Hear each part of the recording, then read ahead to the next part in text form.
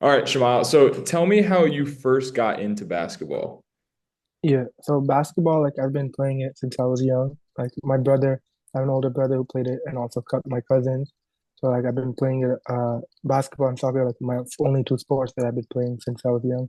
And then growing up, just been training, playing my school teams. And then when I got into like middle school and high school, then I took it seriously after that, like training competitively, like almost every day, and then like traveling on the AU circuit, and then going from there. So it's been a journey right thus far, but I played at different good levels, like throughout my every year, like improving in different levels. But it's been a roller coaster, but I'm doing good now too.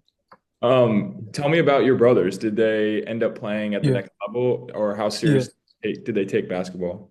yeah. So my brother is, I have one brother who's 3 years older than me. He played like international competition, like he played in like tournaments in Europe, AU, and the States as well. Right now he's in a university in Ontario. He's like practicing with the team right now, but not like as a student athlete. He's trying to go into medicine, so he's trying to like pursue trying to become a doctor and then playing basketball as a side. But during his high school career and before COVID, he played at a pretty good level too. So and he's also like helping me, training me, and like comes out to workouts and rebounds when I have like one-on-one workouts with my coaches. So it's been a good journey for this one.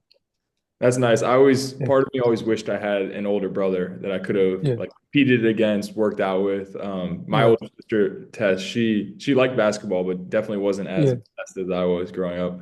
Um, yeah, okay, so walk me through specifically like your playing history. So I guess yeah, when you got to high school and onward, so like the school teams you were on, your yeah, you experience. yeah. So I went before COVID. I went my ninth grade year to like a regular local public high school, and then I played on the JV team that year, and then that's like where it was like but I still played like AAU and a club team during the year. So I'll go to school practice, and then in the evening go to like AAU practice or club practice almost like every day during the week. And then there was just before COVID, and then after COVID, I went to prep schools in Ontario for my sophomore season, but not like playing any like tournaments or games. It's just like scrimmages, training every day with like a group of like elite athletes where all the other players went D1, some of them went pro already. So it's like a program out in Ontario. And then after that, 2 years ago, my junior year, I was looking exploring options in the States. So I had options to go like prolific prep or IMG or DME.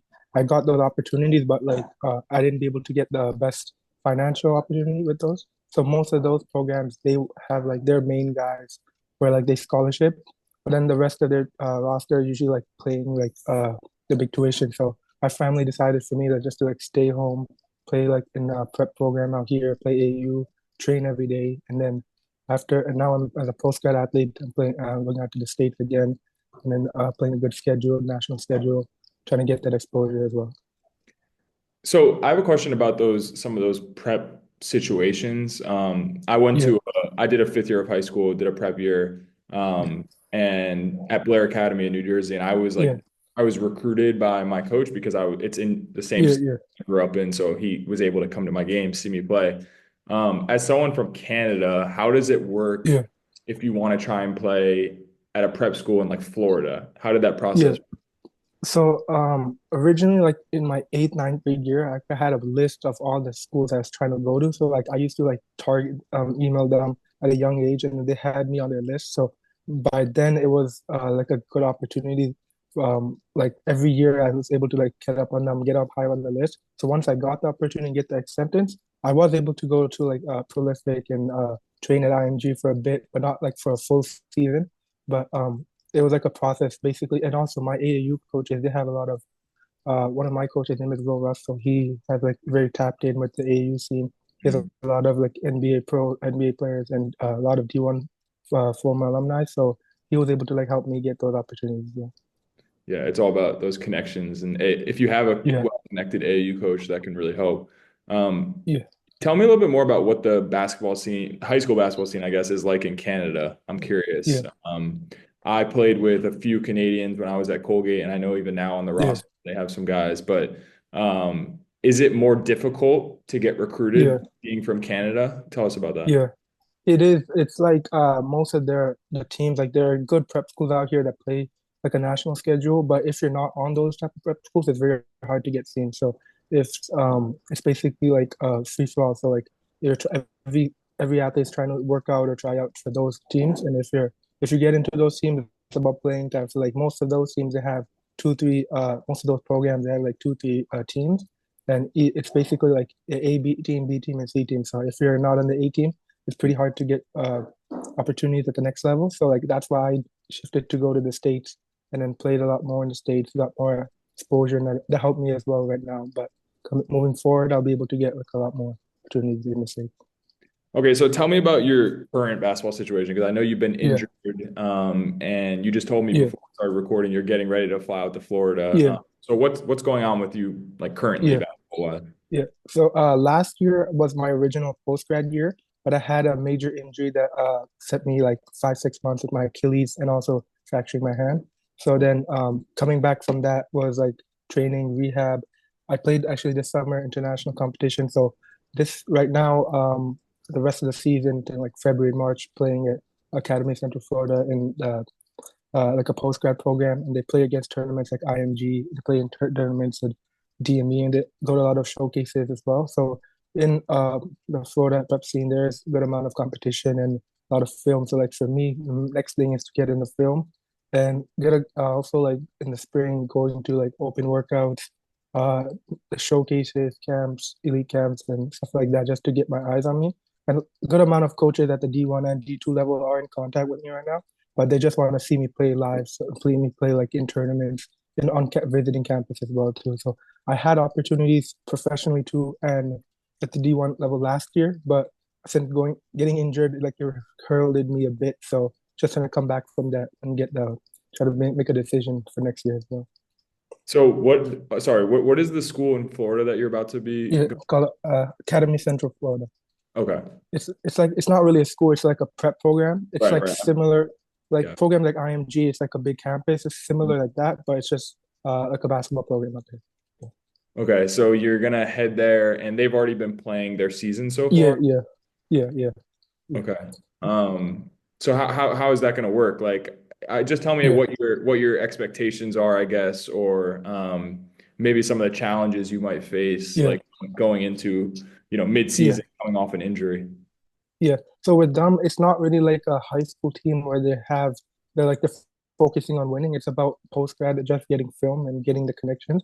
So they Uh, have two teams and like 10, 12 guys per team, and then they play in like almost every game together. Some the main team probably just goes to a higher tournament, but almost everything else is together.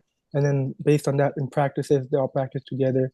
The best players either go on to the big tournaments or they just compete together. The main thing is about getting film and just getting yeah. connections. So post grad, most like New England schools and Northeast schools, they're about winning and like hard nosed type of programs. But then now like post grad is shifted just to get film and getting those opportunities in next level.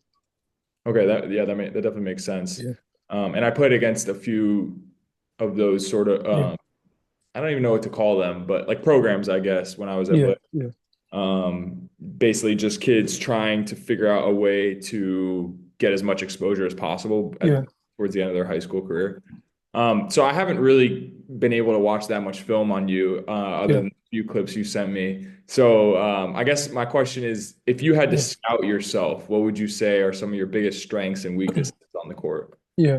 So my biggest strength is able to be a 3 and D player. So like my coaches all around my middle school, high school until now, they rely on me to be able to like be a elite 3 point shooting threat.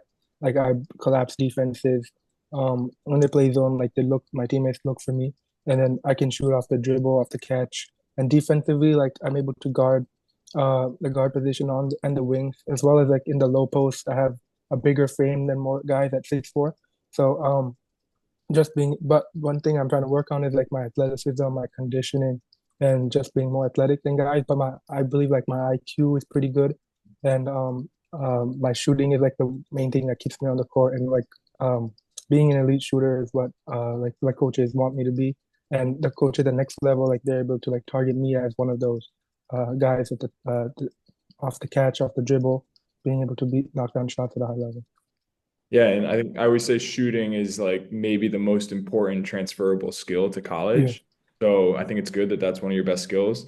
Um, Tell me a little bit about, you talked about a little bit about like your conditioning coming, especially coming off an yeah, injury. yeah, yeah, I think I get a lot of comments and stuff from players who are injured asking yeah, what they should be doing, how they can get back mentally and physically. yeah. Um, I guess what are your expectations or what have you been doing recently to get ready for once you Yeah. go out to Florida? Yeah, so like keeping my conditioning in shape, like when I do workouts with my coaches out here, it's all about game reps, game shots. So when I do like a shooting workout, 1 hour session, it's just conditioning while shooting, being able to shoot while yet being tired. Also in like in the weight room, not really in weights, but mostly like plyometrics, knees, abs, trying to get just my core strong as well.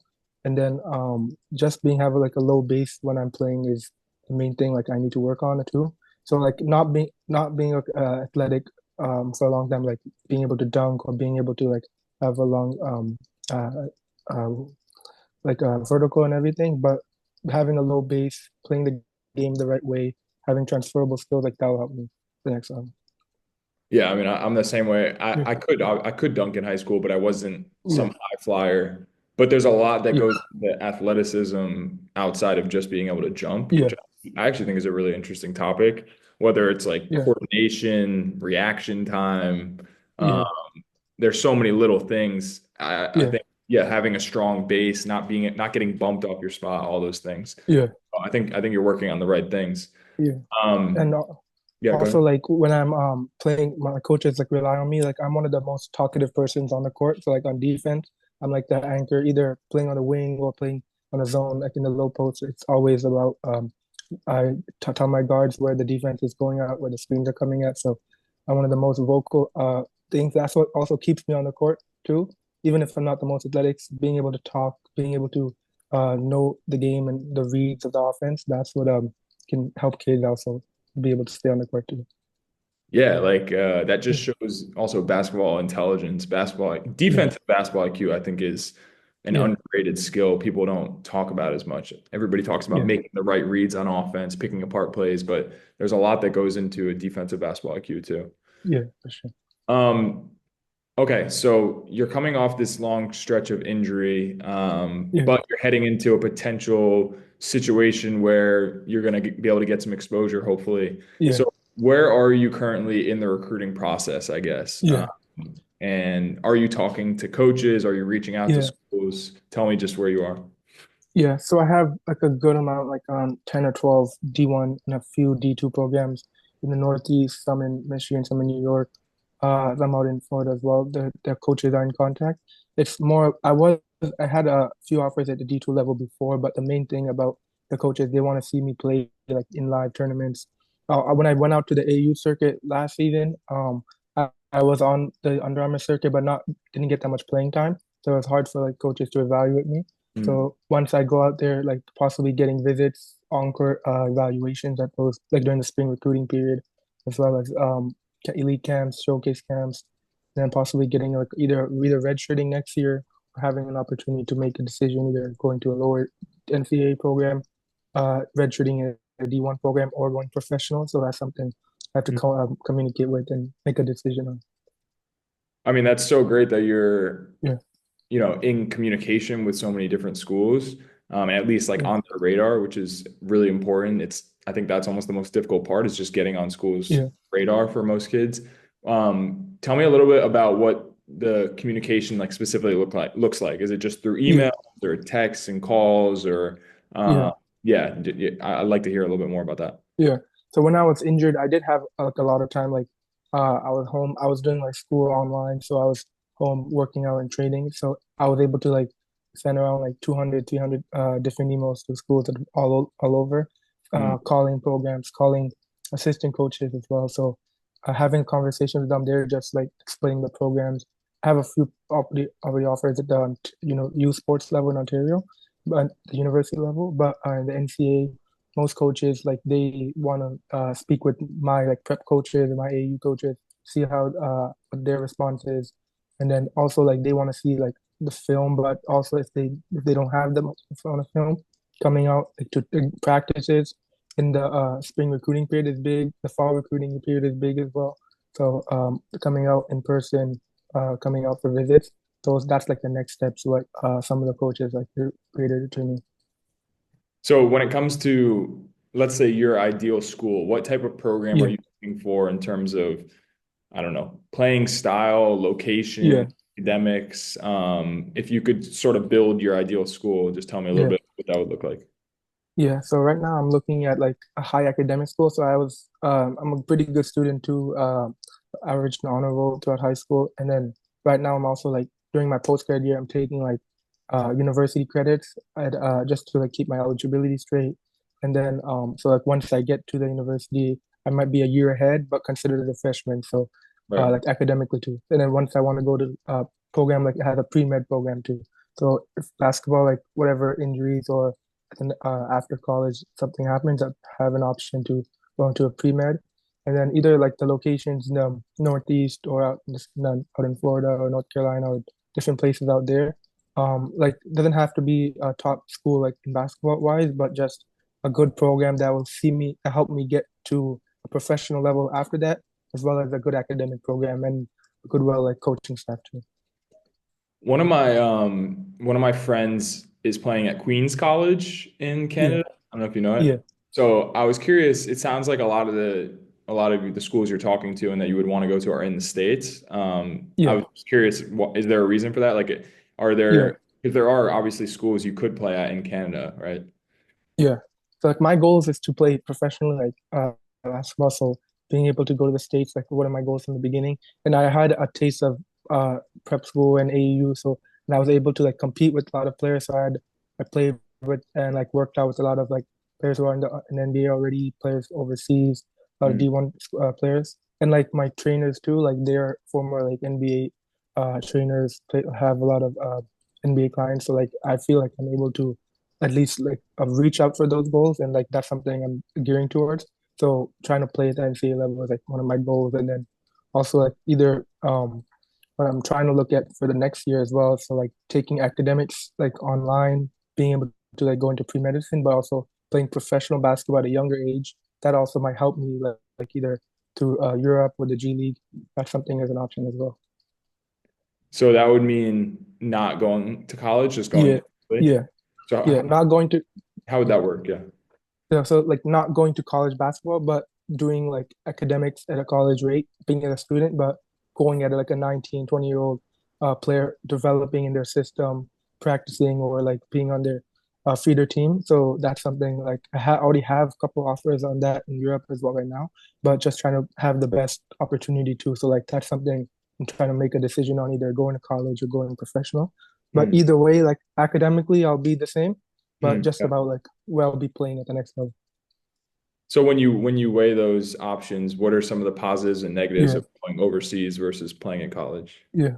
So like the negatives for going overseas is like not confirmed stability. Like you don't know what happened next. Like if your contract expires, you're maybe out of a team, you can't go back to college. So that's something that I have to look out for. Have being in the right system and over professionally, coaches are not really. It's always like a transition. Roster is always getting changed. There's cuts. There's a lot of different things out there. But in college, but the good thing is I'll be younger and scouts will look at that. Like some of my mentors I have now that had like NBA players come out of their program, they said that being a younger player and that's something like scouts will look at, keep an eye on. So that was a positive as well.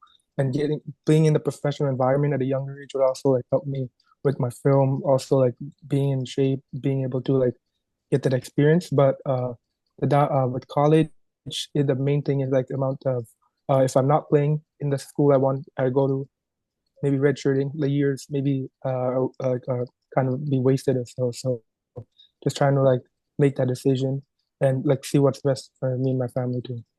Yeah, one of the I interviewed Sean Billerman, who I train with in North Carolina Mm, in the yeah, summers, and we had a conversation about basically when you're getting recruited, or in this case, going pro yeah, versus college or whatever, is weighing like, okay, I want to go to the highest level possible versus I yeah, want to go somewhere where I'm gonna play, yeah, yeah, and I'm actually gonna fit into like the system.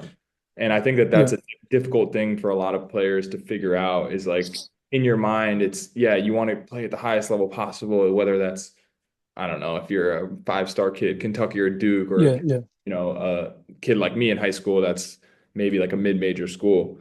yeah, But there's something to be said for going somewhere and knowing that you're going to fit in and play and have a role on that yeah, team. Do you ever yeah. think about that when you're going through the recruiting process? Yeah. So that's something like being able to play right away, or at least a first year redshirting and then playing later on. But with the conversation with coaches, like it's not like there's no guarantee. Some of the coaches might say something, or it might be the other way. But so I have to like do my research on the roster, who's in my position, who's like in transfer portal too. Like there's not that much stability with players coming in and out. So it's like a give or take in that sort of sense. So being ready and just keeping all my options open, basically.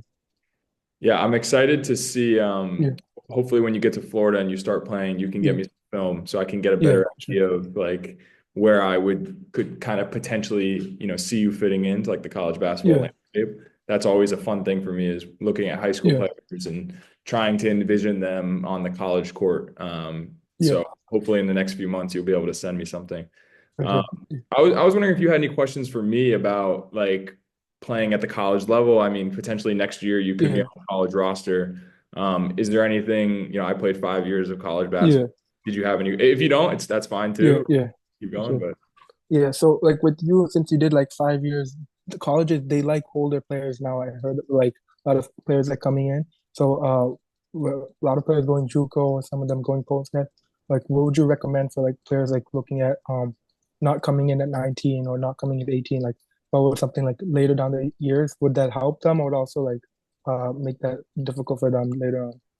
yeah, I think because of the changes to the transfer portal, especially, Yeah, and the ability for players to transfer as many times as they want, like it's hard for incoming freshmen to yeah, come into these rosters now where there's, they brought in three upperclassmen transfers and maybe yeah, in front of their position as well. yeah, Um, so, I mean, I always say on my professional team right now, I have two guys that played at the JUCO level. So there are really high level players at every division. And the advice I'm giving kids now is almost like if you want to play college basketball, don't worry so much right away about what level. Just try and get obviously money is a big thing for a lot yeah, of people, but you can get money even at the D3 level with financial aid. So it's about kind of getting your foot in the door. And yeah, then yeah, let's say you go to a Division 3 school and you kill and you play really well, then maybe after a year, like everybody else is doing, you could transfer up, yeah, or you stay. You end up being in a really good situation. But I try and help kids shift their mentality with like, oh, I have to go D1, I have to go D1, I have to get a yeah, scholarship. I think that there are some other options and routes that can be helpful, yeah, depending on the player you are. Um, yeah, yeah. so I don't know if that answers your Yeah. question, but Yeah, for sure. And like with me, I had those looks. Like I played at like programs that they send like IMG and all these programs. They send a lot of players D1. So and I played with a lot of players at that level. So even if I don't be able to get to that level, like eventually going to at that level, like either my junior or senior year, and then going professional after, like that's always an option. But with kids nowadays, in the transfer portal, it'll be difficult. Like with just being able to play right away at like a D1 program. But like it all depends on like on the recruitment with the coaches. So like with the coaches I was in contact with, they always like trying to emphasize um like during the spring recruiting period, just trying to get open gyms with some of the players, see if there's like even if you're not committing right away, see how you might fit in, have those conversations, ask the coaches on those programs like real questions on what they see about you, and if it's positive, you can go with it, or if it's negative, like move on. So that's something I gotta make a decision yeah. on. Have you been to any elite camps or like Yeah, yeah. played on So camp I've been, at schools, at yeah, specific yeah. colleges? Okay. I've been to a couple elite camps. I've been to like some in Massachusetts. I went to Dartmouth in New Hampshire, actually. I went Yeah. to like all academic camp at Babson in Massachusetts last Over. summer. Which like, yeah, yeah, Yeah. like, and also I was gonna go to like the Colgate or Cornell elite camp, but I wasn't able to get there. But like I've been in good contact with their staff too. So just So trying to get. what was the Dartmouth camp like? How did you Yeah, do? What did you think of the level there? yeah. It was good. Like most of the players, it was just like a one. It was only a 1 day camp where it was just like I've been to like invite elite camps where they had like college coaches on the sideline, but this is more like structured 5-on-5 drills. But it was not like that much evaluation going on. It was just like Okay. coaches trying to see who might be a fit, but mostly like, they had like D2, D3 programs coming in, and also like prep school coaches coming in to see some players. But when I was already like after prep school, I already played a good season at prep school my junior year, and then going to like I went to like Pangos elite camps. I went to like the underrated tour, like Stephen Curry's elite camps. So I was able to like play well in those too. So like traveling all around the state. So the elite camps are good, but it's about just about try if you have a connection with the coaching staff, I would recommend like players go there like if they have an opportunity, not just to like go there just to do it. Sure. It's kind of crazy how many different camps and how much traveling you've done around the states. Yeah, yeah, Like when I was in high school, I went to the yeah, Princeton camp, the Colgate camp twice, the Penn yeah, camp, and I think that was it. Um, yeah, and the Colgate camp, I remember being the most like hands-on with the coaches. Like we could actually yeah, talk to the coaches. They were watching us play. The players were coaching the teams at the camp. yeah, yeah, Um, so I always really liked that because you had direct communication and contact with the coaches there. yeah, So I do yeah, recommend to high school players if you're interested in a school and they have an elite camp, it can't yeah, hurt to go to it. yeah, Just get a better yeah, idea of what that basketball situation is like. yeah. And also like nowadays there are a lot of like JUCO showcases. There's like the Pangos brand is also a pretty good brand in the West Coast. So going to those camps will also like help you. Like they have the directors, they have a lot of connections with the college coaches and like on their social media. So that's also a positive for kids to go to. And I did do a couple of those too, played all right in some of them. But just like going where the right fit is, like I would advise like players just to make a decision on like what's the best fit for them, and then choosing from where to go to as well. And last point on camps, I also Yeah, think it gives you a better idea of the other players that are yeah, also trying to play at that level, so you can sort of see how you stack up against the competition. Whereas yeah, if you're, let's say you're a kid from the Midwest and you go to a public school yeah, and you have no idea what other college basketball players, how good they are. yeah, Um, these are situations you can put yourself in where you're competing against other players who are at least have goals of playing in college. Okay, yeah, last few questions for you. yeah, What advice would you give to younger players who are just starting their high school basketball journey? Put yeah. you on the So I spot. would, yeah. So I would give like staying level-headed. That's the main thing. If you're not playing, if you're playing, don't get too high, don't get too low. Staying level-headed, because like when I had a good game or anything, I would get happy. When I get a DNP or sitting getting injured, that would be a difficult time. So staying level-headed and also like using your connections. You try to build as many connections as possible. Like that would help you stand out. If you're not the most touted player, that would help you stand out. Reaching out to a lot of coaches, reaching out to programs at a younger age would help you.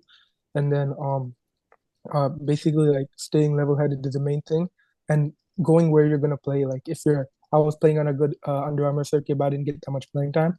I had a lot of like most of the team now are either committed to D1 or the different NCAA programs right now. So going where you're gonna play, and then also just like with my being in a good support system. So my family, they helped me a lot with finances, but when I got accepted into top programs, like financial situation was difficult for them, so I wasn't able to like go get a full experience with them. So just being able to like keep choosing your programs wisely, being level-headed, and then just using your opportunities where you have it, and just building connections basically. I love that. That's great advice. So, Yeah, staying level-headed, building yeah, connections, which I always talk about, and then having a yeah, good support system. Those are three great yeah, points. Okay, last thing I just like to ask high yeah, school players is looking back at your high school career so far, what's been yeah. your proudest moment? Um, for me, it's just not really like an accomplishment. Like I've been gotten awards, won a few accolades like in MVPs of camps and stuff, but not main thing just being getting the respect from other players who are at the next level, and like the coaches. So I've been with a few NBA trainers and also like professional coaches, and they complimenting me. Like that's the main achievement I feel like, rather than like an accolade an opportunity, as well as the offers coming as well. But getting the respect from players who already done it and coaches who are at the highest level, getting the respect from them, that's what I feel like is the most achieving. I think that's great. And I would say for you, Mm. getting over injuries, I think, Yeah, being yeah, able to get past long-term injuries yeah, mentally, physically is really tough for a lot of players. But yeah, yeah, just like you said. Well, uh, thank you for this conversation, yeah, and for sure. we're excited to see where you are in the next few weeks, even. Yeah, So keep us updated in the community on what's definitely. going on, and share any film you have. I'm sure a Yeah, lot of younger players in the community would love to learn about and continue to hear about your story as the spring yeah, ramps up. So, for sure, all definitely. right, thank you, Shema. We appreciate Thank it. you, Tucker. Appreciate it. Thank you.